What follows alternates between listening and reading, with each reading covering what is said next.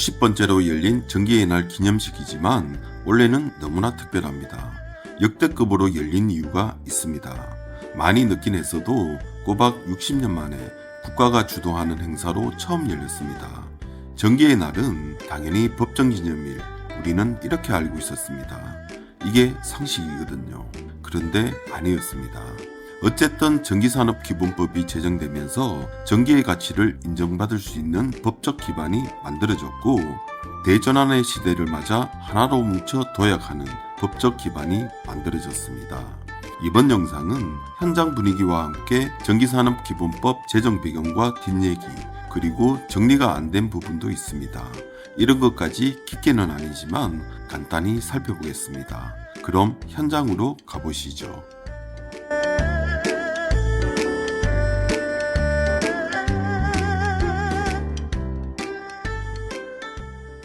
전기의 날은 작년 전기산업발전기본법 제정을 통해 금년부터 법정 기념일로 격상되었습니다.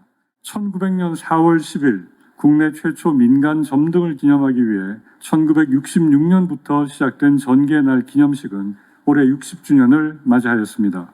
우리나라 전기산업은 도입 초기부터 오늘날 국가 기간 산업으로 성장하기까지 도전과 혁신을 거쳐 발전해 왔습니다. 특히 올해는 산업부가 주최하고 전기 분야 대표 협단체들이 공동 주관하는 전기산업계 최초의 통합 기념행사로서 전기의 날이 산업계와 정부가 함께 호흡하는 국가적 에너지 행사로 의미를 더하게 되었습니다.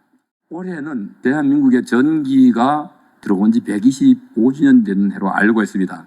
그리고 60번째 맞이하는 전기의 날, 오늘이 바로 전기협회가 임의적으로 주관하던 행사에서 우리 전기산업발전기본법에 의해서 법정기념일로 행사를 치르는 첫 번째 행사 날입니다. 종로통에 전기불이 켜진 날을 기념을 해서 전기의 날이 제정이 되었습니다마는 138년 전인 1887년 경복궁 건천궁 향원정에서 전기불이 밝혀졌던 날로부터 138주년이 됐습니다. 이날 인사말 들어보셨는데 김동철 회장과 안덕근 장관, 전기협회 회장이고 산업부 장관이니까 그렇다 치고 이철규 산업위 위원장과 김주영 환노위 간사에게도 특별한 날이었을 겁니다. 전기산업기본법을 제정한 장본인이기 때문이죠.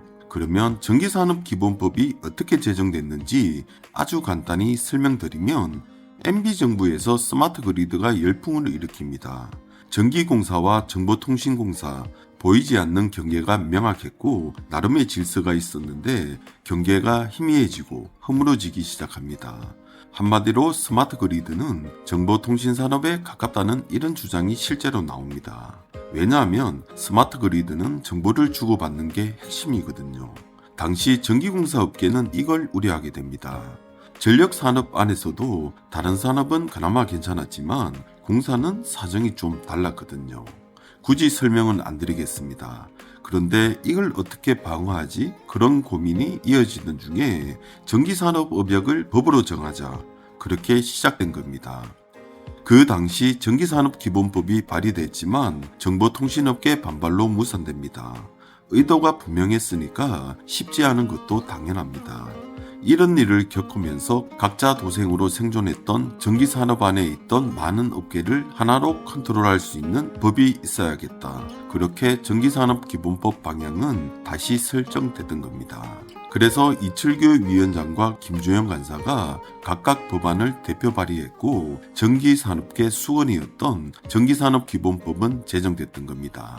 이 법이 제정되면서 전기의 날은 법정기념일로 지정될 수 있었던 것이죠. 그러면서 전기의 날 기념식도 정부 주도로 60년 만에 처음 열렸던 겁니다. 전기의 날은 1900년 4월 10일 종로 내거리에 가로등 4개가 처음으로 켜진 날을 기념합니다. 그런데 한반도에 전기불이 켜진 것은 1887년입니다. 건천궁이었죠. 그런데 전기의 날이 1900년 4월 10일로 정해진 이유는 뭘까요? 전기협회가 1964년 3월 설립되고 이듬해 처음으로 전기의 날 기념식이 열렸는데 이때 전기의 날은 정해졌을 겁니다. 우리 정서 등을 고려해 보면 전기의 날을 정할 때 특정 계층이 아니라 전기를 대중화시키고 보편화시킨 것에 의미를 두니까 1900년 4월 10일이 되지 않았을까 그런 생각 해봤습니다.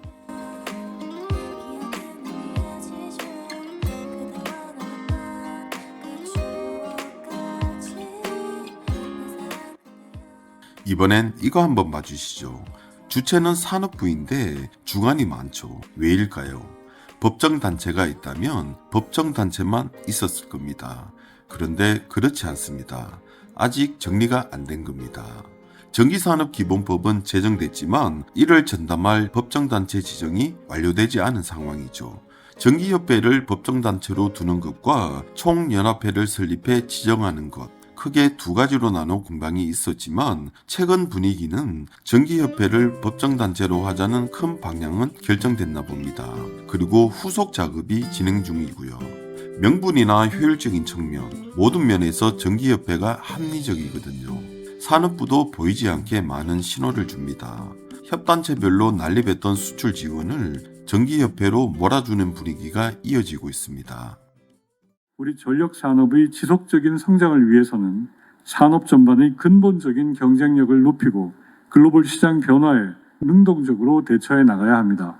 정부도 주요국들의 정책 변화와 수출 환경을 보다 면밀히 분석하여 우리 기업들이 해외 사업을 보다 안정적으로 추진할 수 있도록 뒷받침하겠습니다. 지난해 말 결성된 K-그리드 얼라이언스를 중심으로 민관이 팀 코리아를 결성하여 해외 유망 전시회 공동 홍보, 사절단 파견 등을 통해 우리 기업들이 해외 시장을 개척하는 실질적인 성과 창출에 힘쓰겠습니다. 에너지 대전환의 시대가 열리고 있습니다.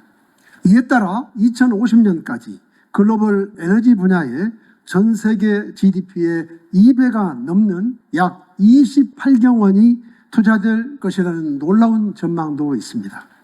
우리도 최근 전기산업발전기본법 제정에 따른 법정단체 지정을 계기로 정부와 산업계, 학계가 함께 힘을 모아 에너지 대전환기의 도전 과제들을 슬기롭게 극복하는 한편 천문학적 부가가치가 기대되는 미래 에너지 산업을 국가 신성장 동력으로 만들어 나갑시다.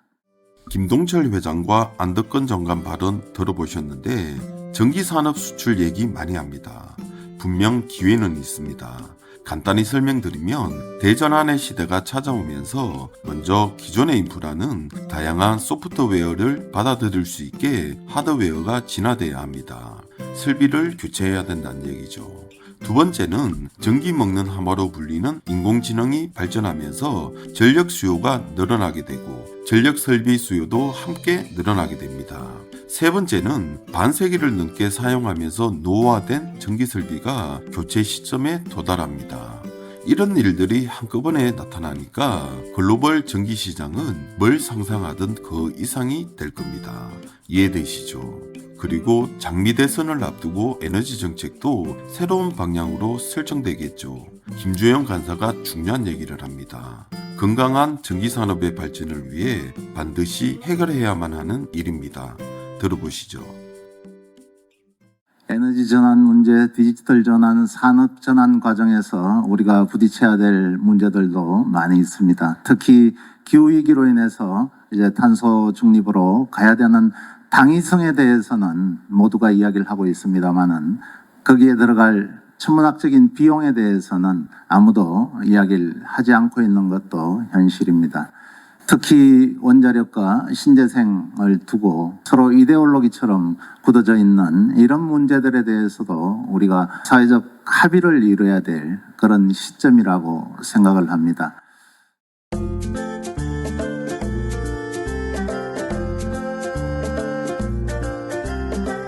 전기산업기본법은 전기의 가치와 전기산업 역할을 재조명하고 대한민국 전기산업을 다시 일으킬 수 있는 토대가 될 겁니다.